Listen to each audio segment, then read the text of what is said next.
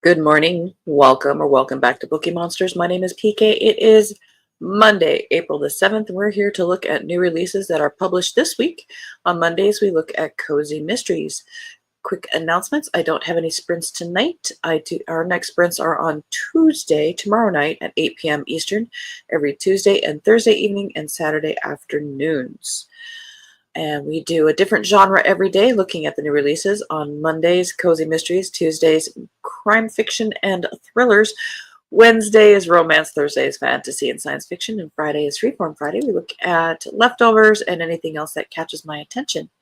Hi, Cajun. Just drove by to say I hope your mom is doing okay. Back to now. Well, thank you. Thank you. Yeah, she is improving. She is still in the hospital. I saw her yesterday morning. I was there Saturday evening and yesterday Sunday morning, and she is improving. She had a rough morning Saturday, but that was, I think, blood pressure associated. And my sister is now looking instead of at a assisted living, more in care living. So she'll be working on that project today. Good afternoon, Helen. Hello, Kim. Good morning. Hello. All right, let's look at. Hope you guys had a good weekend. Cozies. A Proposal to Die For by Molly Harper. Jessamine Bricker loves a plan. Contingency plans and pro and cons lists are her love language, and because of that, her proposal planning business is thriving. But with rent costs rising at her office building, Jess jumps at the chance to plan a proposal between her snobby high school classmate Diana and her very wealthy boyfriend Trenton Tillard IV. Roped into joining Diana's pre-bridal retreat at the exclusive Golden Ash Resort, Jess hopes to fade into the background, get some work done, and maybe find some time to unwind. Their first day is anything but relaxing. Diana is furious about the mountain spa's lack of cell phone reception. The couple next door argues constantly, and Jess swears she just saw a drug deal go down. To top it all off, she's warned to stay out of the woods by the gruff and sexy chef, Dean Osborne. Is this a retreat or a horror movie? As Jess tries to do her job while placating the bride-to-be in her increasingly over-the-top demands, she spends more and more time with the resort owners, finding herself much more in tune with the laid-back Osborne family than her social climbing boss. Between a meditation, garden-related drowning, and Jess's discovery of a body in a sauna, it's clear that deadly secrets abound at the Golden Ash. Now it's up to Jess to unravel the mysteries here in the mountains before all her plans are canceled permanently.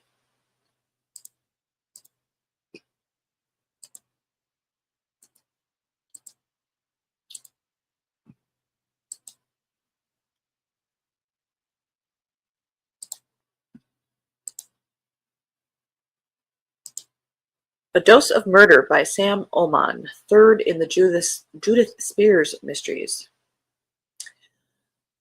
When an unidentified body is found in Little Picton doctor's office, it opens a can of worms with feuding colleagues, squabbling siblings, and a locked door mystery that has D.S. Collins and D.C. Eastley bamboozled. Luckily, poking her nose in where it doesn't belong is Judith Spears' specialty, even with an Amdram murder mystery evening threatening to throw the killer over the edge. Can the eclectic trio prevent another murder and, while they're at it, protect Judith Spears from an overly curious Met detective who is dredging up a past she'd rather forget? Says it's perfect for fans of the Thursday Murder Club, as they all do these days. Betty Hechtman has a new one. Murder by the Hook.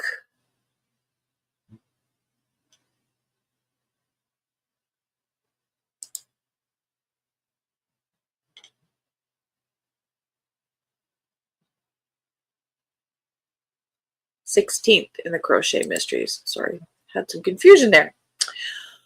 When the bookstore where she works closes for renovations, Molly Pink and the Tarzana hookers hit the road for a relaxing crochet weekend in the quaint town of Pixie. The getaway comes at the perfect time for Molly, who's been asked by her former beau to help finger a thief in Pixie who's been pilfering personal items from a friend. Molly's plan is to attend a pre-wedding party at the friend's home and catch the culprit in the act. But her simple sleuthing turns deadly serious when the groom-to-be is found murdered. To complicate matters, the victim was found on the property abutting the place where the hookers are staying, and they and Molly soon get roped into the investigation as potential witnesses. But Molly knows her list of possible petty thieves holds the name of the killer, and she'll have to rule them out one by one to nab the guilty party.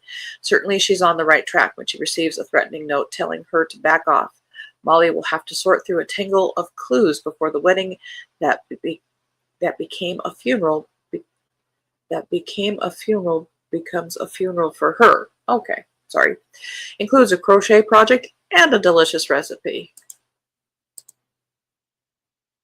But wait, there's more. Joanne Pence has a new one.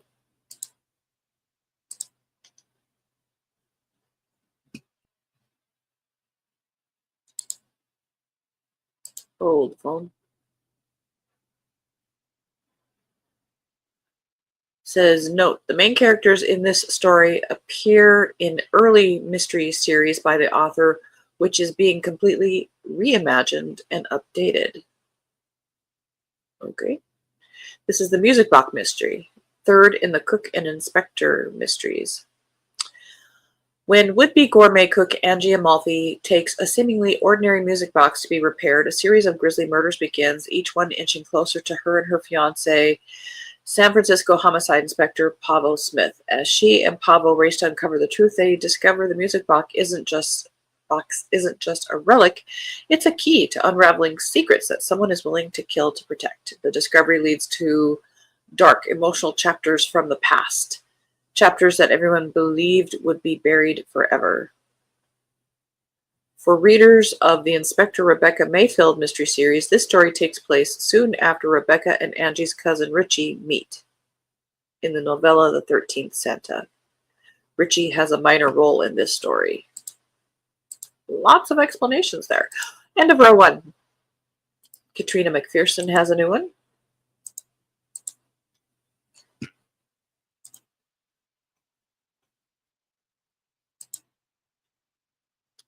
The Edinburgh Murders.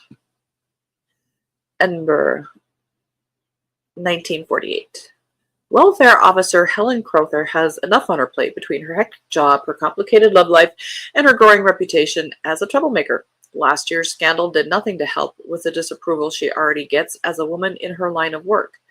All she wants now is to focus on doing what she loves, helping the poor of the Fountain Bridge ward in the city of Edinburgh.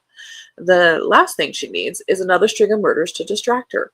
But when a gentleman dressed in working man's clothes winds up dead right under Helen's nose, and she catches her own father in a very risky lie, Helen is propelled back into the dark world where class rules, justice is hard to come by, and gruesome death is everywhere.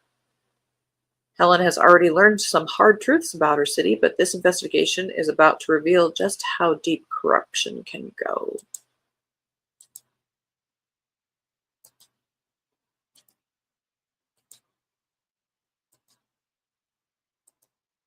Evil All Along by Gregory Ash, 8th in the Last Picks series.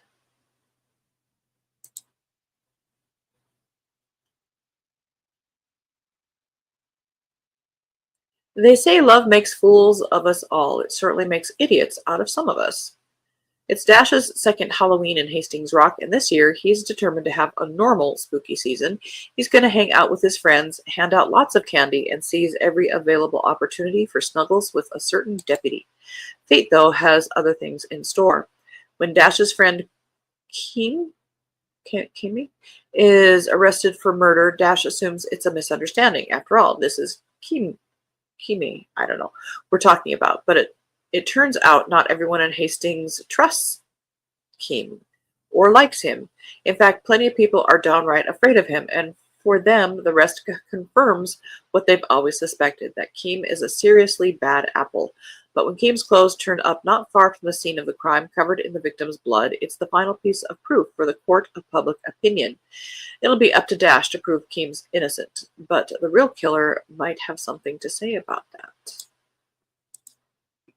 I apologize. I did not know how to pronounce that name.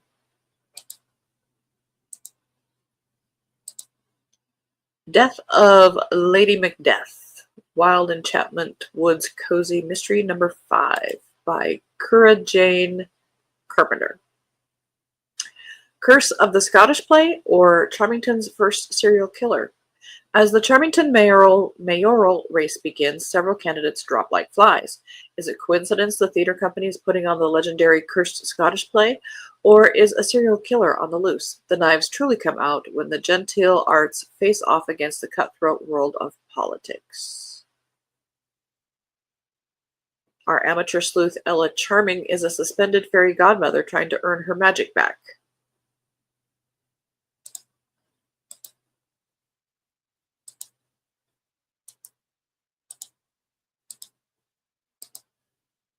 When You Witch Upon a Crime, second in the Foxglove Falls Mysteries by Corinne Winters.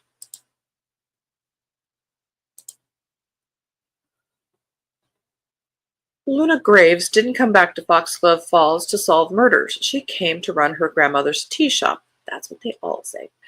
Argue with her talking raven, and maybe flirt with the town's annoyingly handsome sheriff. But when a local fisherman washes ashore with strange markings on his neck, Luna can't ignore the eerie familiarity of the symbols, not when they match the ones carved beneath her tea shop.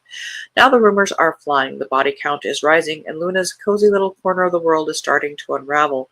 Between dodging suspicious glances, unraveling century-old secrets, and brewing the perfect cup of bergamot-laced damage control, she's knee-deep in a mystery that smells an awful lot like salt sea and dark magic. The Blackbourne Coven may have vanished decades ago, but their unfinished ritual didn't, and someone is determined to finish what they started. End of row 2.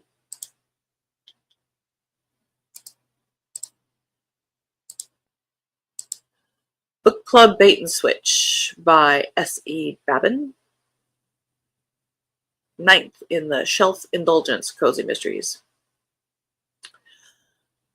After the hectic case of wedding planning takes a toll, Hardy surprises Dakota with the trip of a lifetime. A rare manuscript is traveling across the country with its final stop at the mansion of an eccentric, reclusive author.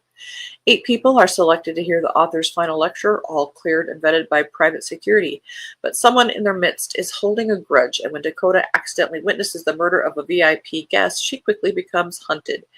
Locked in a mansion with Daniel, Hardy, and 5 other strangers, Dakota must piece together the clues to find out who could have committed such a crime and solve the murder before she becomes the next victim. But the clock is ticking, and as the puzzle pieces start locking in place, Dakota begins to wonder if the crime wasn't one massive red herring to distract her from the murder's real target, Hardy. Will Dakota and Hardy finally reach the altar, or is this their last adventure together?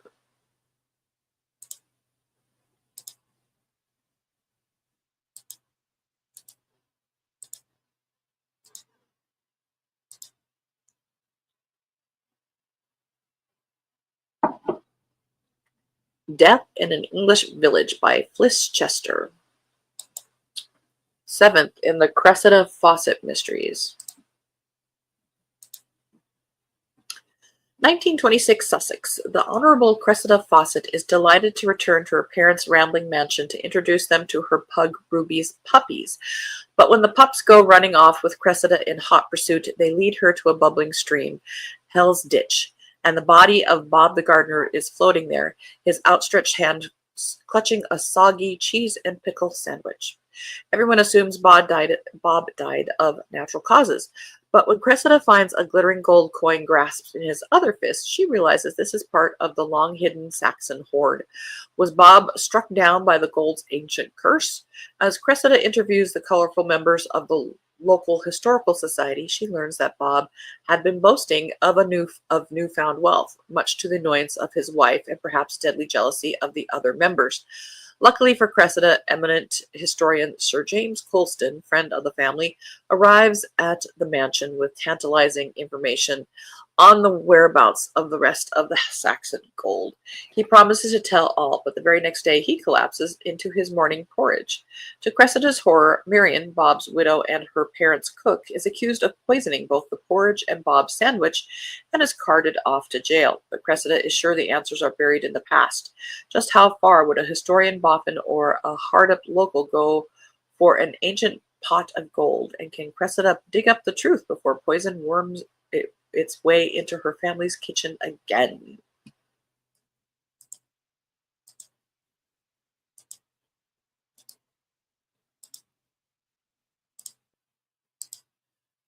Something Borrowed, Someone Dead. First in a New Beginnings series by Donna Clancy. Bernadette Waters, Bernie to all her friends, is a young entrepreneur starting a second business, New Beginnings, as an interior designer. An extension of her first love of flipping furniture, she discovered she had a flair for designing a whole room around the pieces she creates. Out of necessity, her best friend, Sharon Pratt, has moved her wedding up to just a month away. As the big day draws near, a body is found behind the reception tent. Who is behind the murder, and why are they trying to sabotage Sharon's wedding? Will Bernie be able to give her friend her happily ever after, or will the wedding bells be silenced?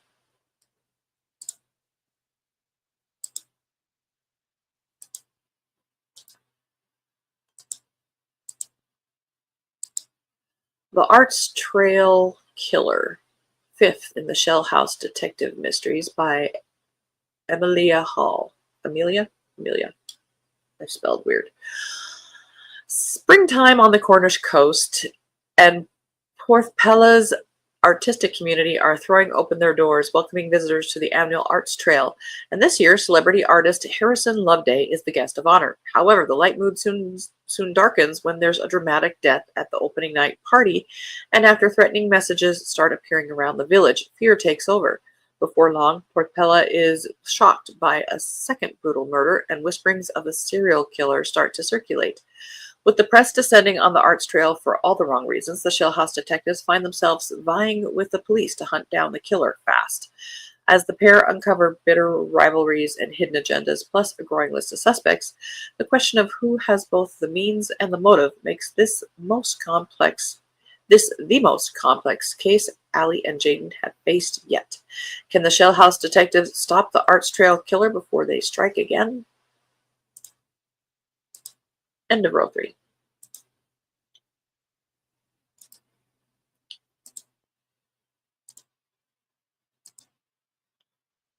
Moxie Theater Murder by R.M. Murphy, 6th in the Rolling Dough Pizza Truck mystery series. November ushers in a crisp chill and a touch of starstruck glamour to the quaint town of Willow Creek, Pennsylvania, as the historic Moxie Theater hosts the premiere of a much-anticipated film. But excitement turns to shock when a celebrated actor is found dead in the theater's auditorium, leaving the town buzzing with questions and whispers of foul play.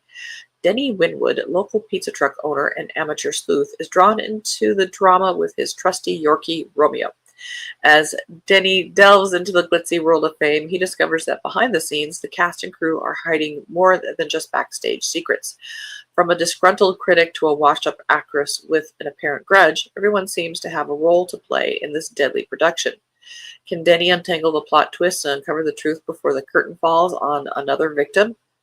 Grab your popcorn for the suspenseful pizza truck mystery where small-town charm meets big-screen intrigue.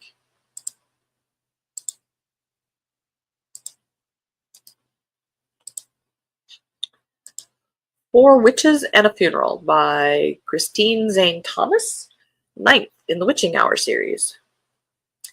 Oh, this is the series finale. I've faced terrible odds, went toe-to-toe with terrible foes. Now I'm ready for a quiet life with the ones I love, but we can't all have what we want.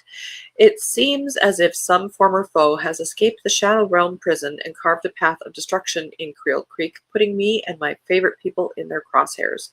It's going to take all my magical know-how and a lot of help from my faction of friends to stop whatever's wreaking havoc.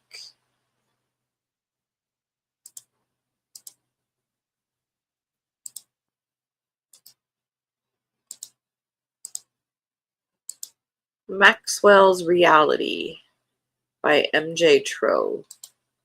22nd in the Schoolmaster Murder Mysteries. A reality TV show descends on Leaford High, and head of sixth form Peter Maxwell braces for disaster, but not murder. The cameras pry into every corner of the school, exposing secrets better left buried. But when a member of the TV crew is found stabbed to death in the head teacher's office, it's clear the real drama has only just begun. Then a second crew member is found sprawled in Maxwell's house, murdered with the same knife. As Maxwell unravels the truth, he finds himself facing a chilling reality. The murderer is still watching, still waiting, and ready to kill again.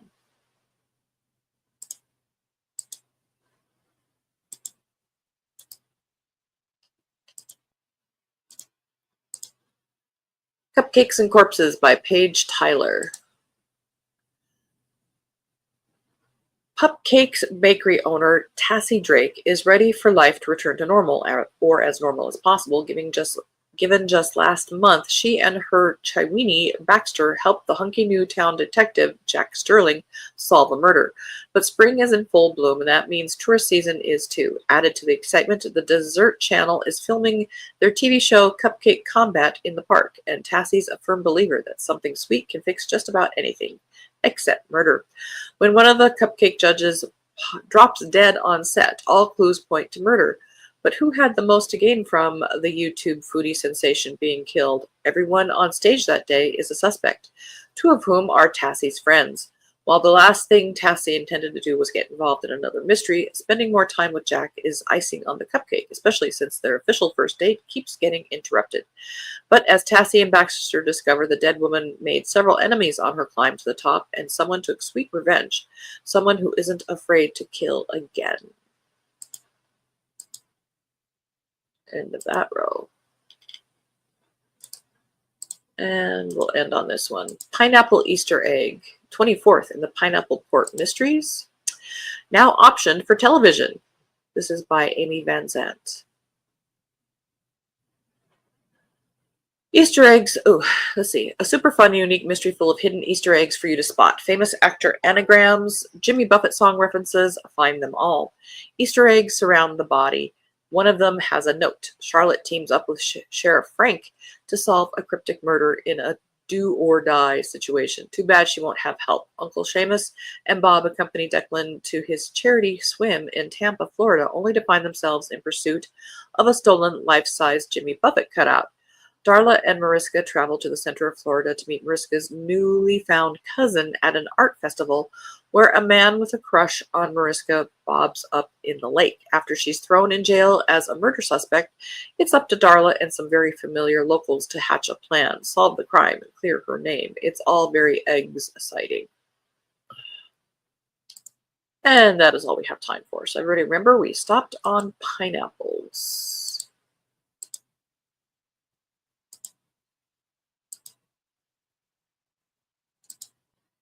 Good morning, Kim. How you doing? And Elena, how you doing? Also, good morning. You're good? Awesome. Good to hear. And Kim, have a good day, y'all. Stormy here today. Oh, okay. All right.